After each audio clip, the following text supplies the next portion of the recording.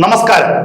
അതിർത്തിയിൽ പാകിസ്ഥാന്റെ പ്രകോപനങ്ങൾ തുടരുന്നതിനിടെ നാവികസേനാ മേധാവിയുടെ ഏറ്റവും നിർണായകമായ ഒരു പ്രസ്താവന വന്നിരിക്കുന്നു.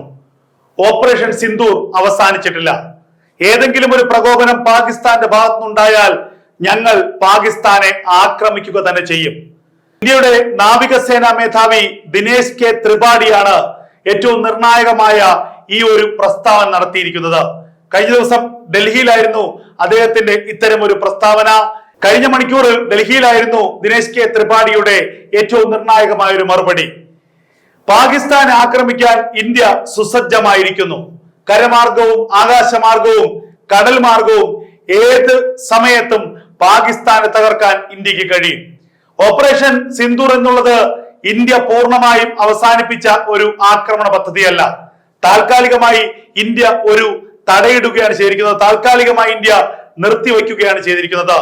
ഏത് സമയം വേണമെങ്കിലും പാകിസ്ഥാനെതിരെ ഒരു ആക്രമണത്തിന് ഇന്ത്യ തയ്യാറാകും.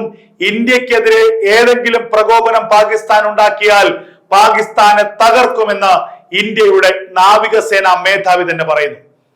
കഴിഞ്ഞ ദിവസങ്ങളിൽ അതിർത്തികളിൽ ലോഞ്ച് പാഡുകൾ നിർമ്മിക്കുകയും നിരവധി ഭീകരന്മാരെ ഇന്ത്യൻ അതിർത്തിക്കപ്പുറത്തേക്ക് എത്തിക്കുകയും ചെയ്തു പാകിസ്ഥാൻ എന്നുള്ള വിവരം ഇന്ത്യയുടെ BSF കണ്ടെത്തിയിരുന്നു. ഇന്ത്യയുടെ ഇന്റലിജൻസ് വിഭാഗം കണ്ടെത്തിയിരുന്നു.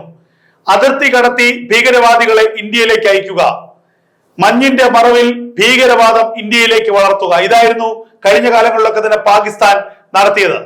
പാകിസ്ഥാന്റെ അതിർത്തികളിൽ ഇന്ത്യയുടെ ജാഗ്രത കൂടുതൽ ശക്തമായപ്പോൾ ബംഗ്ലാദേശ് വഴി ഇന്ത്യയിലേക്ക് തീവ്രവാദികളെ അയക്കാനുള്ള നുഴഞ്ഞു കയറ്റാനുള്ള ശ്രമങ്ങളും പാകിസ്ഥാൻ ആരംഭിച്ചു എന്നുള്ള വിവരങ്ങൾ പുറത്തു വരുന്നിരുന്നു. എന്തായാലും പാകിസ്ഥാൻ അതിർത്തികളിൽ പ്രകോപനം സൃഷ്ടിക്കാനുള്ള ശ്രമങ്ങൾ നടത്തുകയാണ്. ഇതിനി അനുവദിക്കാനാകില്ല. ഇനിയും അത്തരം ശ്രമങ്ങൾ ഉണ്ടായാൽ പാകിസ്ഥാനെതിരെ ഓപ്പറേഷൻ സിന്ദൂർ 2.0 ആരംഭിക്കുമെന്ന് ഇന്ത്യയുടെ വമ്പൻ മുന്നറിയിപ്പ്. ഇന്ത്യ ഏറ്റവും നിർണായകമായ ഒരു മുന്നറിയിപ്പ് നൽകിയിരിക്കുന്നു പാകിസ്ഥാന്.